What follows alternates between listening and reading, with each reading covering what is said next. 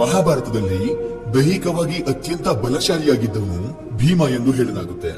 ಆದ್ರೆ ಭೀಮನಷ್ಟೇ ಬಲಶಾಲಿಯಾಗಿದ್ದವನು ಬಕಾಸುರ. ಹಾಗಾದ್ರೆ ಈ ಬಕಾಸುರ ಯಾರು?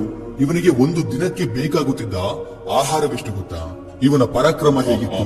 ಅಷ್ಟೇ ಅಲ್ಲದೆ ಬಕಾಸುರನ ಸಾವು ಎಷ್ಟು ಭೀಕರವಾಗಿತ್ತು ಅನ್ನುವಂತ ಒಂದೊಂದೇ ವಿಷಯಗಳನ್ನ ಇವತ್ತು ನಿಮ್ಮ ಜೊತೆ ಹಂಚಿಕೊಳ್ತಿದ್ದೇನೆ. ಪಾಂಡವರ ಅರಮನೆಯನ್ನ ನಿರ್ಮಾಣ ಮಾಡುವಂತ ಸಮಯದಲ್ಲಿ ಬೆಂಕಿಗೆ ಹೆಚ್ಚು ದಹಿಸುವಂತ ವಸ್ತುಗಳನ್ನು ಬಳಸಿ ನಿರ್ಮಾಣ ಮಾಡಲಾಗಿರುತ್ತೆ. ಇದರಿಂದ ದುರ್ಯೋಧನನು ಪಾಂಡವರ ಮನೆಗೆ ಬೆಂಕಿ ಹಚ್ಚಿ ಪಾಂಡವರನ್ನ ಒಂದೇ ಬಾರಿ ಕೊಲ್ಲಲು ಸಂಚು ರೂಪಿಸಿದ್ದ. ಆದ್ರೆ ಪಾಂಡವರು ಅದರಿಂದ ಪಾರಾಗಿ ಬದುಕುಳಿದು ಹೊರಗಡೆ ಬಂದಿದ್ರು.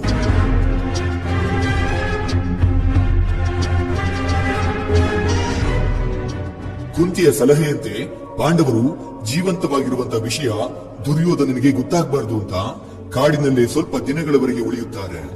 ನಂತರ ಕಾಡಿನಿಂದ ತಮ್ಮ ಪ್ರಯಾಣವನ್ನ ಮುಂದುವರಿಸುತ್ತಾ ಮುಂದೆ ಸಾಗುತ್ತಿದ್ದ ಪಾಂಡವರಿಗೆ ಮಾರ್ಗ ಮಧ್ಯದಲ್ಲಿ ವ್ಯಾಸ ಮಹರ್ಷಿಗಳು ಸಿಕ್ಕಿ ಅವರನ್ನ ಏಕಚಕ್ರ ಎಂಬ ನಗರಕ್ಕೆ ಕರ್ಕೊಂಡು ಬಂದು ಅಲ್ಲಿನ ಒಬ್ಬ ಬ್ರಾಹ್ಮಣರ ಮನೆಯಲ್ಲಿ ಬಿಟ್ಟು ಅವರು ಅಲ್ಲೇ ಉಳಿದುಕೊಳ್ಳಲು ವ್ಯವಸ್ಥೆ ಮಾಡ್ತಾರೆ. ಈ ರೀತಿ ಪಾಂಡವರು ಅಲ್ಲಿ ಬ್ರಾಹ್ಮಣರ ವೇಷವನ್ನ ಧರಿಸಿ ಜೀವನವನ್ನ ಸಾಗಿಸುತ್ತಿದ್ರು. ಪಾಂಡವರು ಏಕಚಕ್ರ ನಗರಿಯಲ್ಲಿದ್ದಾರೆ ಎಂಬ ಸುದ್ದಿ ದುರ್ಯೋಧನನಿಗೆ ತಿಳಿದೇ ಇರಲಿಲ್ಲ. ಪ್ರತಿದಿನ ಪಾಂಡವರು ಭಿಕ್ಷೆಯನ್ನ ಬೇಡಿ ಆಹಾರವನ್ನು ತರುತ್ತಿದ್ದರು.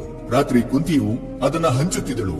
ಅವರು ಭಿಕ್ಷೆ ಬೇಡಿ ತರುತ್ತಿದ್ದ ಆಹಾರದಲ್ಲಿ 2 ಭಾಗ ಮಾಡಿ ಒಂದು ಭಾಗವನ್ನ ಕುಂತಿಯು ಭೀಮನಿಗೆ ಕೊಟ್ಟು ಮಿಕ್ಕುಳಿದ ಅರ್ಧ ಭಾಗವನ್ನ 4 ಮಕ್ಕಳೊಂದಿಗೆ ತಾಯಿ ಕುಂತಿಯು ಸೇರಿ ಊಟ ಮಾಡುತ್ತಿದ್ದರು. ಹೀಗೆ ಏಕಚಕ್ರ ನಗರದಲ್ಲಿ ಕೆಲ ದಿನಗಳು ಕಳೆದವು.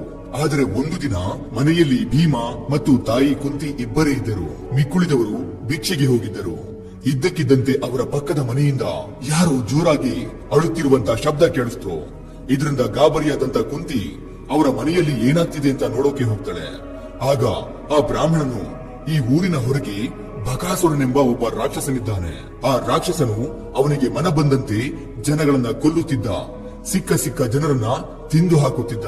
ಇದರಿಂದ ಈ ಊರಿನ ಮುಖ್ಯಸ್ಥರು ಆ ರಾಕ್ಷಸನ ಹತ್ತಿರ ಹೋಗಿ ಒಂದು ಒಪ್ಪಂದವನ್ನ ಮಾಡಿಕೊಂಡರು. ಆ ಒಪ್ಪಂದದ ಪ್ರಕಾರ ಪ್ರತಿದಿನ ಒಂದೊಂದು ಮನೆಯಿಂದ ಒಂದು ಗಾಡಿಯ ತುಂಬಾ ಅನ್ನ ಭಕ್ಷ್ಯ ಭೋಜ್ಯಗಳನ್ನ ತುಂಬಿಕೊಂಡು ಹಾಗೆ ಅದರ ಜೊತೆಗೆ ಒಬ್ಬ ಮನುಷ್ಯನನ್ನ ಕಳುಹಿಸಿಕೊಡಬೇಕಾಗುತ್ತೆ. ಇಲ್ಲಿಯವರೆಗೂ ಆ ರಾಕ್ಷಸನಿಗೆ ಆಹಾರ ತೆಗೆದುಕೊಂಡು ಹೋದಂತ ಯಾರೊಬ್ಬರೂ ಕೂಡ ಮತ್ತೆ ಹಿಂದಿರುಗಿ ಬಂದೇ ಇಲ್ಲ. ಒಂದು ವೇಳೆ ಪ್ರತಿದಿನ ಅವನಿಗೆ ಆಹಾರವನ್ನ ಕೊಂಡೊಯ್ಯುವುದನ್ನ ನಿಲ್ಲಿಸಿದರೆ ಆ ರಾಕ್ಷಸನಿಗೆ ಮನಬಂದಂತೆ ನಮ್ಮ ಊರಿನ ಜನರನ್ನ ಕೊಂದು ಹಾಕುತ್ತಾನೆ. ಆದ್ದರಿಂದ ಪ್ರತಿದಿನ ಒಬ್ಬೊಬ್ಬರು ಹೋಗಲೇಬೇಕಿದೆ. ಇಂದು ನಮ್ಮ ಸರದಿ. ನಾನೊಬ್ಬ ಬಡವ. ನಾನು ಊಟವನ್ನ ತೆಗೆದುಕೊಂಡು ಹೋದರೆ ಮನೆಯ ಜವಾಬ್ದಾರಿಯನ್ನ ಹೊರುವವರಿಲ್ಲ. ನನ್ನ ಹೆಂಡತಿ ಹೋದರೆ ಮಕ್ಕಳು ಅನಾಥರಾಗುವರು. ಇದರಿಂದ ನಾವೆಲ್ಲರೂ ಸೇರಿ ಹೋಗಲು ನಿರ್ಧರಿಸಿದ್ದೇವೆ ಎಂದು ತುಂಬಾ ನೋವಿನಿಂದ ಹೇಳಿದನು. ಇದನ್ನ ಕೇಳಿದಂತ ಕುಂತಿಗೆ ತುಂಬಾ ದುಃಖವಾಯಿತು. ಆಗ ಕುಂತಿಯು, ನೀವು ಆ ರಾಕ್ಷಸನ ಹತ್ತಿರ ಹೋಗುವ ಅವಶ್ಯಕತೆ ಇಲ್ಲ. ಇಷ್ಟು ದಿನ ನೀವು ನಮಗೆ ಆಶ್ರಯ ನೀಡಿದ್ದೀರಿ. ನಿಮ್ಮ ಸಹಾಯಕ್ಕೆ ನಾವೆಂದಿಗೂ ಋಣಿಯಾಗಿರುತ್ತೇವೆ. ಆದ್ದರಿಂದ ಇಂದು ನಿಮ್ಮ ಬದಲಾಗಿ ಆಹಾರವನ್ನ ತುಂಬಿಕೊಂಡು ನನ್ನ 5 ಮಕ್ಕಳಲ್ಲಿ ಒಬ್ಬ ಮಗ ಹೋಗುತ್ತಾನೆ. ನೀವು ನಿಶ್ಚಿಂತೆಯಿಂದಿರಿ. ನನ್ನ ಮಕ್ಕಳು ಸಾಮಾನ್ಯರಲ್ಲ, ತುಂಬಾ ಬಲಶಾಲಿಗಳು. ಅದರಲ್ಲೂ ನನ್ನ ಮಗ ಭೀಮನಿದ್ದಾನಲ್ಲ, ಅವನು ತುಂಬಾ ಶಕ್ತಿಶಾಲಿ. ಅವನು ಆ ರಾಕ್ಷಸನಿಗೆ ಸರಿಯಾಗಿ ಬುದ್ಧಿ ಕಲಿಸುತ್ತಾನೆ ಎಂಬ ನಂಬಿಕೆ ನನಗಿದೆ. ನೀವು ಆಹಾರವನ್ನ ಸಿದ್ಧಪಡಿಸಿ ಸಾಕು ಎಂದು ಹೇಳಿ ಮನೆಗೆ ಬಂದು ಭೀಮನಿಗೆ ವಿಷಯವನ್ನ ತಿಳಿಸಿದಳು. ಭೀಮನಿಗೆ ಗಾಡಿ ತುಂಬಾ ಊಟ ಎಂದ ತಕ್ಷಣ ಬಾಯಲ್ಲಿ ನೀರು ಬಂತು. ಹಾಗೆ ರಾಕ್ಷಸನ ಜೊತೆ ಕುಸ್ತಿ ಎಂದ ತಕ್ಷಣ ಭೀಮನು ತುಂಬಾ ದಿನಗಳಿಂದ ಯಾರ ಮೇಲೂ ಕುಸ್ತಿ ಆಡದೇ ಇದ್ದುದರಿಂದ ತುಂಬಾ ಸಂತಸಗೊಂಡು ಹಿಂದು ಮುಂದು ನೋಡದೆ ಒಪ್ಪಿಕೊಂಡನು. ನಂತರ ಎಂದಿನಂತೆ ಗಾಡಿ ತುಂಬಾ ಅನ್ನ ಭಕ್ಷ್ಯ ಭೋಜ್ಯಗಳನ್ನ ತುಂಬಿಕೊಂಡು ಭೀಮನು ಆ ಬಕಾಸುರನೆಂಬ ರಾಕ್ಷಸನನ್ನ ಭೇಟಿಯಾಗಲು ಹೊರಟನು. ಹೀಗೆ ಮುಂದೆ ಸಾಗುತ್ತಾ ಬಕಾಸುರನು ದೂರದ ಕಾಡಿನಲ್ಲಿ ಇದ್ದ ಕಾರಣ ಭೀಮನಿಗೆ ದಾರಿ ಮಧ್ಯದಲ್ಲಿ ಹಸಿವಾಗುತ್ತದೆ.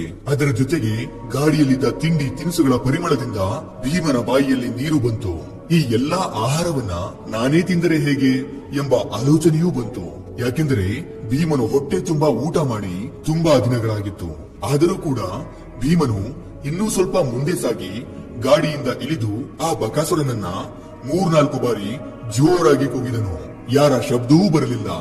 ಇದರಿಂದ ಭೀಮನು ಗಾಡಿಯಲ್ಲಿದ್ದ ಆಹಾರವನ್ನ ತೆಗೆದುಕೊಂಡು ಖುಷಿಯಿಂದ ಒಂದೊಂದನ್ನೇ ತಿನ್ನುತ್ತಾ ಕುಳಿತನು.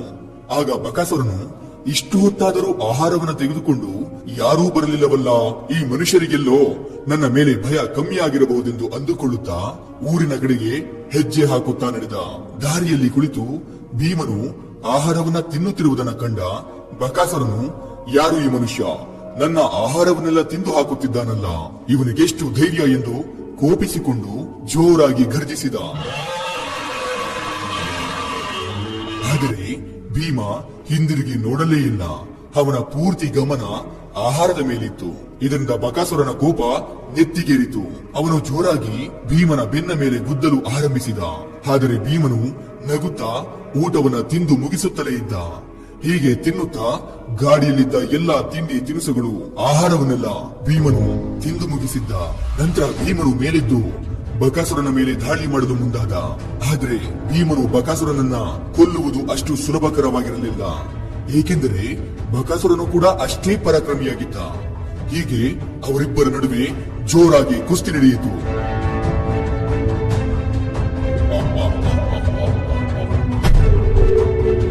ಭೀಮನು ದೊಡ್ಡ ಮರವನ್ನ ತೆಗೆದುಕೊಂಡು ಬಕಾಸುರನಿಗೆ ಹೊಡೆಯಲಾರಂಭಿಸಿದ.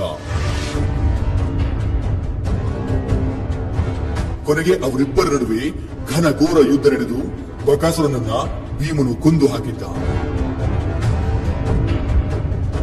ನಂತರ ಬಕಾಸುರನ ದೇಹವನ್ನ ಭೀಮನು ಏಕಚಕ್ರ ನಗರಿಗೆ ತಂದು ಎಸೆದಿದ್ದ. ಬಕಾಸುರನು ಸತ್ತು ಹೋಗಿರುವುದನ್ನ ಕಂಡು ಊರಿನ ಜನರು ಕುಣಿದಾಡಿದರು.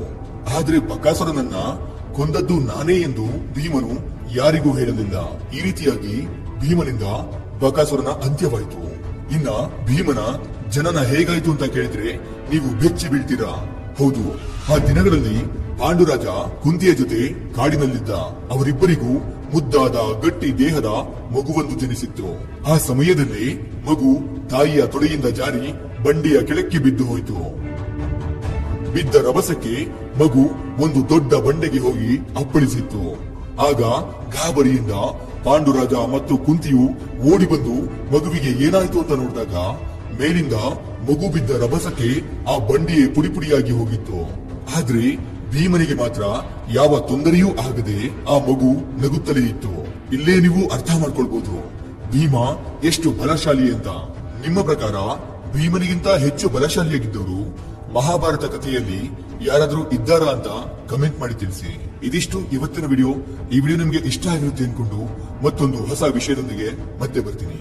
ಕೊನೆಗೆ ನನ್ನ ಈ ಶ್ರಮಕ್ಕೆ ನಿಮ್ಮಿಂದ ಬಯಸೋದು ಕೇವಲ ಒಂದು ಮೆಚ್ಚುಗೆಯನ್ನು ಮಾತ್ರ.